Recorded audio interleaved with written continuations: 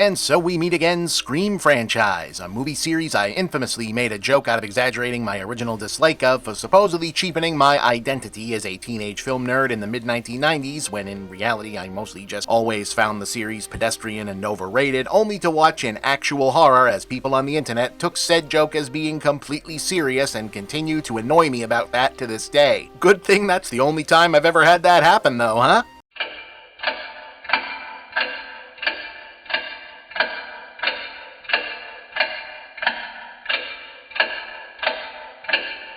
But now, yeah, here's Scream 2022, which, yes, is technically Scream 5, though they've mercifully spared us titling it 5 Cream to complement 2011's Scriptorum, but unmercifully have not spared us painfully meta in-universe dialogue acknowledging that they also recognize decades later reboot, sequel, etc's to long-running franchises doing numberless same-name titles is pretentious, confusing, and annoying. Or perhaps, rather, that they think it's actually fine and that the people who have a problem with it are themselves the problem, because if disappearing up your own ass via meta-commentary were a magic trick, the Scream franchise is David Blaine. See, if you're just joining the party, since, wow, it really has been a decade, huh, since the last one, not counting the TV show, and we're not, as far as I can tell. Our premise, reaching all the way back to 1996, is basically a succession of whodunit slasher movies where the killers work a hybrid of Michael Myers, Guy from When a Stranger Calls angle, informed by their supposed love of retro horror movies, i.e. they call would-be victims, taunt them with horror movie trivia before killing them, and also organize their murder sprees around the tropes and story beats of formula slasher movies, a gimmick that becomes increasingly diegetically meta as the series progressed because the events of Scream 1 inspire the production in-universe of a popular movie franchise called Stab, which then informs the plot and motivations for characters in Screams 2 through, well, now, basically. The original trilogy was effectively a revival of the 80s teen slasher genre, Trojan horsed inside a self-aware, snarky for the 90s deconstruction of the same, with the fourth installment hitting after a decade absence in 2011, offering a similar takeoff on the topic of horror movie remakes and or reboots, and now Part the Fifth arrives after another decade to take a shot at,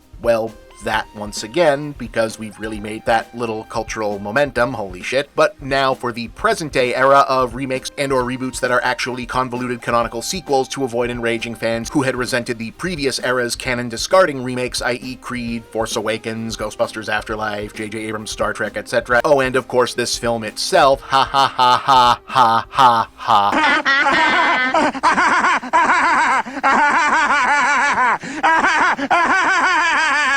But yeah, that's our hook to get things going this time in terms of the mandatory someone is once again dressing up like Ghostface and doing copycat murders connected to people connected to the original case. It seems at some point recently off screen, the Stab franchise got itself rebooted, and as the new cast of teenage characters in the immediate victim-to-be pool and the legacy characters drawn back to the town of Woodsboro because reasons confer, the theory of motive they quickly velma together is that the killers must be among the apparently very displeased toxic fanboys of the original Stab movies who hated the new ones so much that they're trying to stage their own requel of the franchise in real life, complete with luring legacy heroes like Neve Campbell, David Arquette, and Courtney Cox's characters back to the scene, and conveniently dredging up hitherto unknown ties to the original mythology and the new main characters. So, for those of you keeping track at home, that's 3 big movies in the space of a month, all doing the same meta gag of please stop encouraging studio executives in charge of us to ask us to make a Force Awakens version of our franchise. And in case you're wondering, nowhere near as sincere or narratively satisfying as the Spider-Man version, nowhere close as clever, interesting, or funny as the Matrix version, unless you thought that one would have been better if the Merovingian sequence had been the entire movie. Art,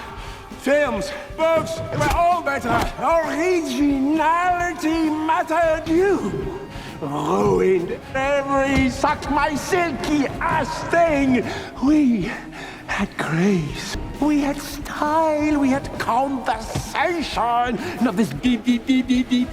I mean, look, I get it, Hollywood screenwriters. I also would be annoyed if I had to hear, can we get a Chewie we're home or a green saber in the Mandalorian moment in every script meeting with every executive, but I think we've gotten the message about how frustrating your job is by now. Obviously, fans who've been attached to the actual series for the long haul are likely to be more invested in the general sweep of things, ironically enough, in terms of the mystery plotting, and it's decently pace, even if, unfortunately, the aesthetic commitment to genre archetype casting means once you figure out the message and the narrative, it's pretty easy to work out who the bad guys are going to end up being. The upside being that getting there is nowhere near as tedious as it's been in the previous installment since they brought out the filmmakers behind the utterly terrific Ready or Not from a few years back, and while this is nowhere near as fun as that, it's at least got rock-solid fundamentals as being a slasher movie goes. Look, at this point I've honestly made my peace with the Scream movies, so this one falling under fine, I guess, is a decent enough surprise given the circumstances. I'd like to say I wish it had more to actually say about the thematic business it sort of touches on, but then again the franchise has never actually done well on that front, so that might be for the best. It works, there are some decent scares, it's well directed, it's not overlong, doesn't overstay its welcome, I like a lot of the new young actors in it, I had a decent time. In horror fan terms, call it the movie equivalent of a lesser Ice Nine Kills track.